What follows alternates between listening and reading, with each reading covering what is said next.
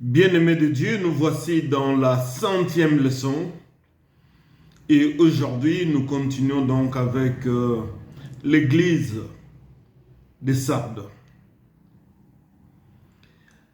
L'église de Sardes est une église pleine à craquer, des foules, des gens très riches. Mais cette église, une église des morts vivants. Sardes est une église qui doit s'éveiller car elle est endormie selon Apocalypse chapitre 3. Toutes ses œuvres sont mauvaises. Il y a cependant ceux qui ont gardé les robes dans la pureté. Le Seigneur menace d'effacer certains noms dans les livres de vie. À cela, c'est une preuve que le salut n'est pas un acquis. Et à cela, nous réfutons la pensée de Calvin qui disait « une fois sauvé, sauvé pour toujours ».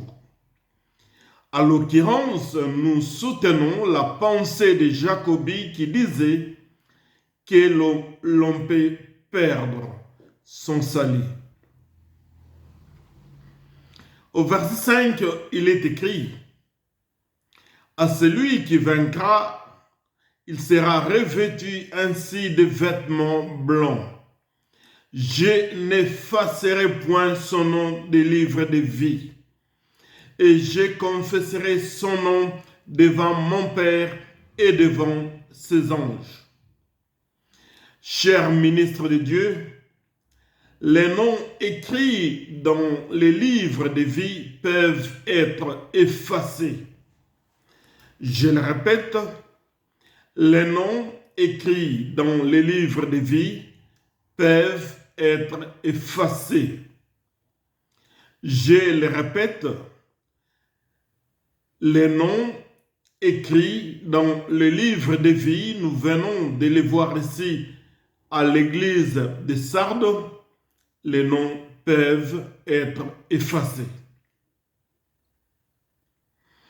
À Sardes, le Seigneur met l'accent sur le chiffre 7, qui est le chiffre de la plénitude. Jésus-Christ a la plénitude du Saint-Esprit.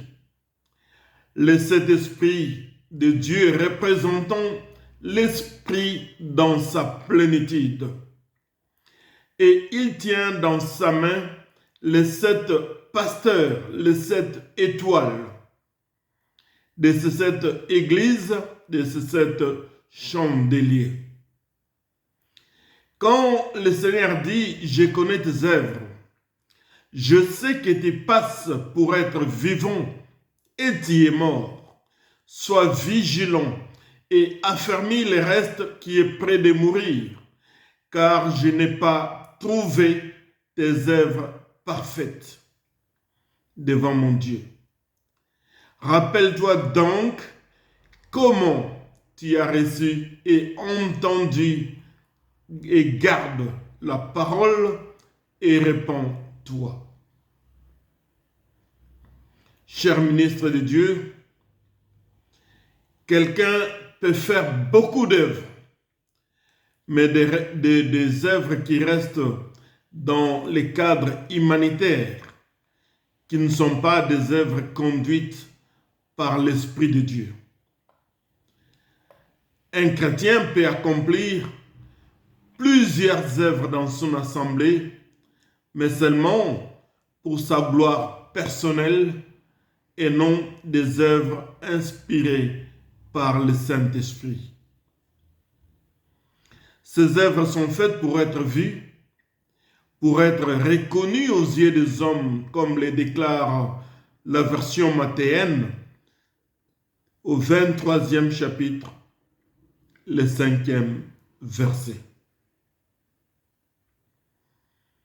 À considérer la cathédrale de l'église de Sardes, une cathédrale construite en marbre ou en or, la foule des membres qui assistent au culte, une grande chorale et les milliers de voitures appartenant à ces membres stationnés dans les parkings. En voyant tout cela, l'apparence montre que c'est une église vivante, une église glorieuse selon la vision des hommes, mais pour le Seigneur, c'est une église morte. Et si cette église est morte, forcément les œuvres qui en découlent ne peuvent pas être bonnes aux yeux du Seigneur, car elles ne proviennent pas de son esprit. Ces chrétiens passent pour autant aux yeux du monde pour être des vivants, parce qu'ils ont un langage biblique et confessent Jésus sans scrupule. Mais ils ne vivent pas comme des disciples. Ils ne sont pas motivés par la puissance du Saint-Esprit, mais motivés par la chair. Ils aiment encore le monde et vivent encore dans le plaisir charnel. Ils se rendent ainsi ennemis de Dieu, comme le déclare Paul dans 1 Timothée chapitre 5, le 6e verset. Il dit « Mais celle qui vit dans le plaisir est morte, quoique vivante. » Et Jacques dira à son tour, au 4e chapitre, le 4e verset, il dit « Adultères que vous êtes, ne savez-vous pas que l'amour du monde est inimitié contre Dieu? Celui donc qui veut être ami du monde se rend ennemi de Dieu. » J'ai un témoignage personnel. Et quand nous prêchons aussi des choses que nous avons vécues. Rappelez-vous, peuple de Dieu, dans les années 90-90, j'ai dirigé une très grande assemblée ici à Bruxelles. À plusieurs reprises, les dimanches, on s'est retrouvé à moins de 30 personnes sur plus de 300 membres effectifs de l'Église. Quand je demandais à mes collaborateurs pourquoi l'Église était quasiment vide, on me répondait qu'un musicien de la musique profane venu d'Afrique avait donné les concerts les samedis soirs et presque tous les membres de l'Église étaient dans ces concerts mondains. C'est ce qui faisait qu'après ces concerts qui s'est terminé à l'aube de la journée de dimanche, ces membres de l'Église étaient tellement fatigués car ayant dansé toute la nuit, ils devaient se reposer le dimanche. Cher ministre de Dieu, ne serait-ce pas ça l'Église de Sardes?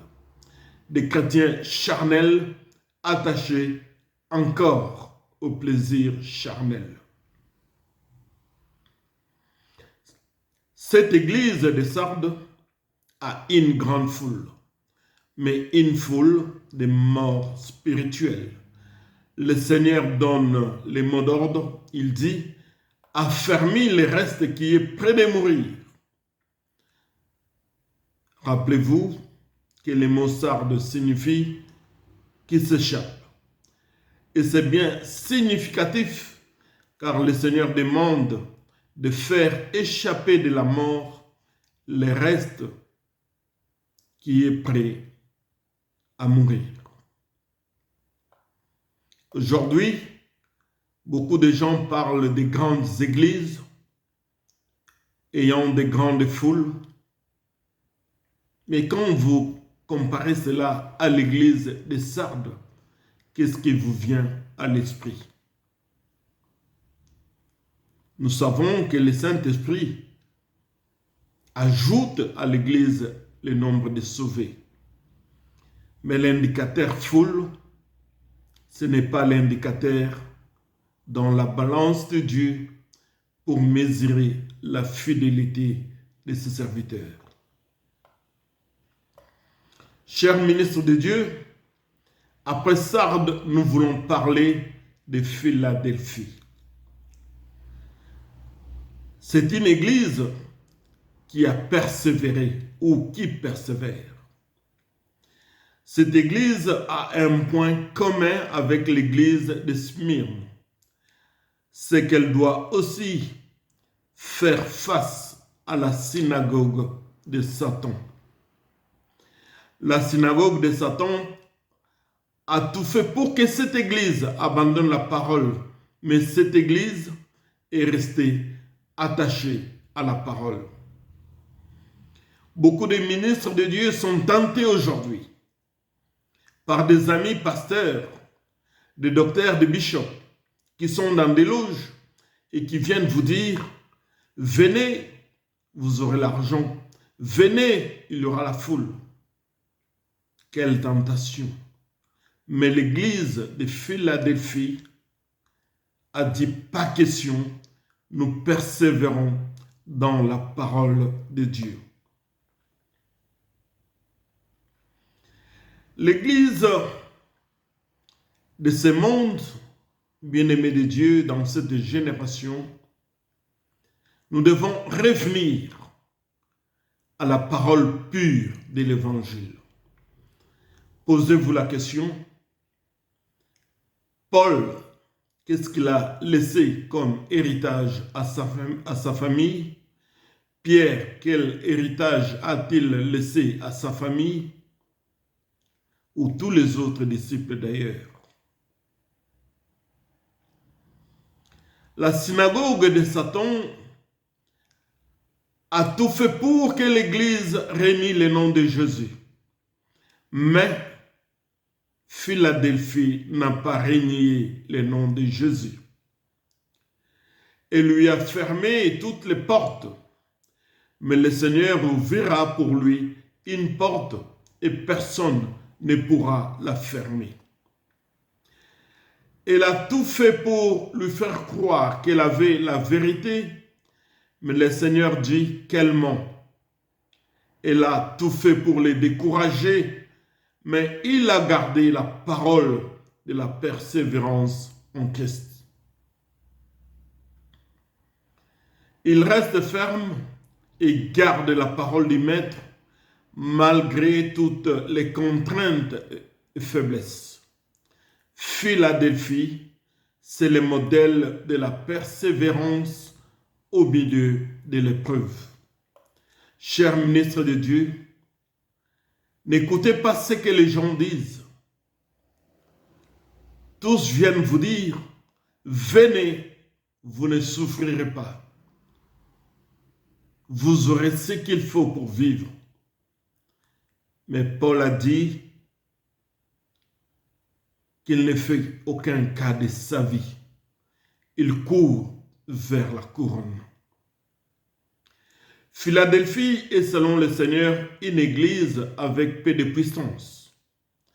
Quand on se reconnaît d'avoir peu de puissance, on mettra toute sa confiance en Jésus-Christ. Rappelons-nous ce que le Seigneur a dit à Paul après avoir prié 3 fois demandant au Seigneur d'enlever l'écharpe dans sa chair.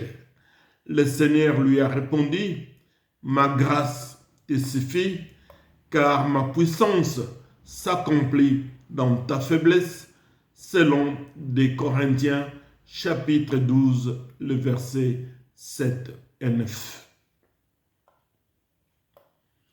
Le Seigneur déclare à l'église de Philadelphie, « Je connais tes œuvres. Voici parce que tu as peu de puissance et que tu as gardé ma parole et que tu n'as pas renié mon nom, j'ai mis devant toi une porte ouverte que personne ne peut fermer. » Chers ministres de Dieu, quand vous persévérez dans la prière, dans la parole, dans la fidélité envers Dieu, une grande porte reste ouverte au-devant de vous. Une porte, comme la Bible dit, j'ai mis devant toi une porte que personne ne peut fermer. Voici, je te donne ceux de la synagogue de Satan qui se disent juifs et ne le sont pas, mais qui mentent. Voici, je les ferai venir se prosterner à tes pieds et connaître que je t'ai aimé. Parce que tu as gardé la parole de la persévérance en moi, je te garderai aussi à l'ère de la tentation qui va venir sur le monde entier pour éprouver les habitants de la terre. Je viens bientôt, retiens ce que tu as, afin que personne ne prenne ta couronne. Retiens ce que tu as. Cet évangile que nos pères spirituels ont prêché, que les apôtres ont prêché, ne faisant aucun cas de leur vie. Aujourd'hui, il y a beaucoup de ceux qui se disent prédicateurs qui approchent les autres pour les amener dans des loges, dans les fétichismes, dormir à côté des océans, dans des cimetières, coucher avec des morts, invoquer des esprits de sirènes pour avoir la foule et rouler dans des grosses voitures et faire semblant au monde qu'ils sont connus de Dieu alors qu'ils sont des morts vivants. Enfin, nous passons à la dernière église qui est celle de Laodicée.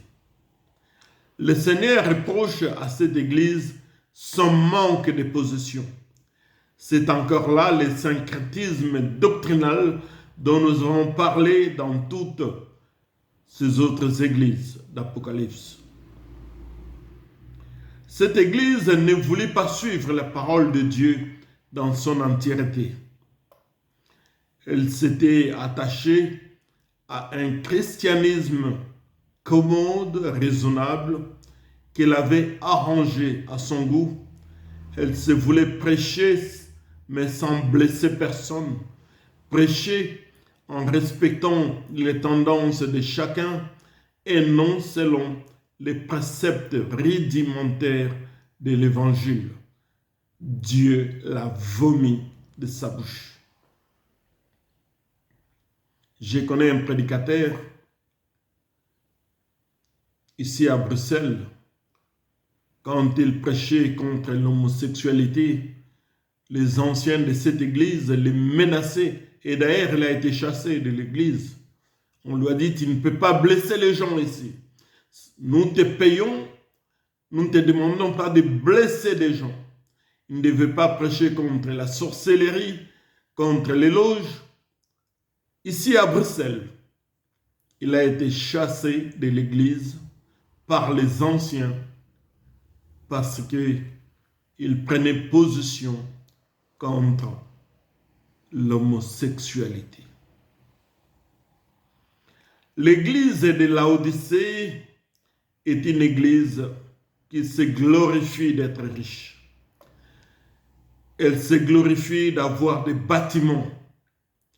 Elle se glorifie de remplir des stades et de côtoyer les grandes personnalités de ce monde. Mais pour le Seigneur, cette église était malheureuse, misérable, pauvre, aveugle et nue. Voilà ces 5 descriptifs négatifs auxquels était attachée cette église appréciée par les hommes, mais qui sera vomi par le Seigneur pour être sans position. Dans son épître aux Colossiens, le 15e verset du 4e chapitre, Paul s'était adressé à cette église. Le Seigneur appelle cette église à se repentir. Alléluia, alléluia, gloire à Dieu. Le Seigneur n'est pas un Dieu despote, ni un Dieu tyrannique. Il ne force pas la porte de ton cœur, mais il se tient devant la porte, il toque. Si tu ouvres, il entrera. Le verset 20 déclare, « Voici, je me tiens à la porte et je frappe. Si quelqu'un entend ma voix et ouvre la porte, j'entrerai chez lui, je souperai avec lui et lui avec moi. » Celui qui vaincra, je le ferai asseoir avec moi sur mon trône, comme moi j'ai vaincu et me suis assis avec mon Père sur son trône. Bien-aimé de Dieu, le mot Laodicée vient du grec laos, signifie peuple ou foule, et digue correspond au droit, ce qui se traduit parfaitement par droit des foules ou droit des hommes. Moi qui vous parle, si je peux donner mon témoignage, dans les années 2002, j'ai été abordé par une femme. Elle m'a donné une cassette vidéo, elle a dit, va regarder. C'était des VHS. Je suis allé chez moi, j'ai mis la cassette vidéo. Un monsieur était là, on l'appelait prêtre. Il allait dans les maisons, il ordonnait qu'on ouvre des carreaux et on sortait des œufs, des serpents. Il faisait boire aux enfants de l'huile ou de l'eau, j'en sais rien. Et ces enfants vomissaient des gros poissons, des choses sortaient de leurs cheveux. Il y avait des choses et des choses et des choses. Voir un enfant de 6 ans qui vomit un poisson cru avec des écailles en disant que c'est la sorcellerie. Quand je suis allé revoir la femme, elle m'a dit, cet homme qui fait ça, c'est mon frère. Si tu veux, je te donne son numéro, tu vas l'appeler, il est à Kinshasa. Il va te donner les codes pour faire ces choses. Et quand il le fera, notre église sera grande, on aura une grande foule. Et on n'aura pas besoin de loyer, on aura tous les moyens possibles. J'ai répondu à cette femme, ce que tu me dis, c'est pas ce que mon père Haïdi Niabal avait prêché. Jacques Vernon n'avait pas prêché ces choses-là. Papa Kelani Charles n'a pas prêché ces choses-là.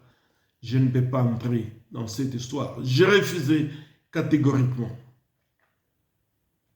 Quelqu'un temps après, j'ai vu un autre homme, serviteur de Dieu, en train de faire les mêmes choses dans son église. Ces mêmes choses que j'avais vues dans la cassette vidéo. Aux alentours de 2006 ou 2007, je ne sais pas, avec un autre serviteur, nous avons été abordés par une autre femme qui nous a dit, je vous enverrai des choses et je vais travailler un de vos vêtements. La foule viendra, vous aurez l'esprit de manipulation. Tout l'argent que vous aurez à demander au peuple, s'ils n'en ont pas, ils vont aller emprunter et vous les donner. Vous n'aurez plus besoin de la foule, il y en aura. Et quelqu'un nous a dit, vous voyez le corps humain, à un certain temps, il est fatigué. Et pour le tenir en forme, on prend des comprimés. De la même façon, dans le spirituel, il y a des temps où vous pouvez être fatigué, on peut vous secourir. Quand nous avons réfléchi avec l'autre serviteur de Dieu, nous avons compris que c'était le chemin de la mort. Nous avons refusé. Un autre pasteur, un grand pasteur, appelé grand par les hommes, nous appelait aussi pour nous initier. Nous avons refusé. De la même façon, moi, votre frère, je viens vous dire, ne soyez pas tentés par la foule ni par l'argent. Nous prêchons l'évangile pour que nos noms soient inscrits dans le livre de vie et non pour gagner la vie sur terre. Dieu peut nous envoyer des corbeaux comme il a fait au temps d'Élie, des personnes qui peuvent nous soutenir dans sa bonté et dans sa volonté. Mais ne touchez à rien pour agrandir votre église, ne touchez à rien pour prophétiser ou pour faire des soi-disant miracles. Soyez attachés à l'évangile de Christ. Si vous êtes trouvé fidèle et bon serviteur, vous aurez la couronne, telle que le Seigneur l'a dit. Celui qui vaincra, il s'assiera avec moi dans mon trône. Peuple de Dieu, l'évangile que nous prêchons, nous avons un pouvoir d'accomplir signes, prodiges et miracles par le Saint-Esprit. Et le Saint-Esprit fait ce qu'il veut. Il est souverain. Nous n'obligeons le Saint-Esprit de ne rien faire. Nous nous attendons à ce qu'il fasse ce qui est pour sa gloire. Que Dieu vous bénisse. Je reviens et j'insiste. Ne soyez pas tentés aux loges, aux fétiches, pour agrandir votre assemblée, pour rouler en grosse voiture, pour acheter des bâtiments. Pouvez-vous me montrer les bâtiments que Pierre a laissés à sa femme et à ses enfants, les bâtiments que Paul a laissés à sa famille, que Jacques a laissé, que André a laissé? Bien-aimés de Dieu, ils sont morts en martyrs, dépiécés, brûlés vifs à cause de l'évangile. Restez dans cet appel authentique au nom de Jésus-Christ de Nazareth.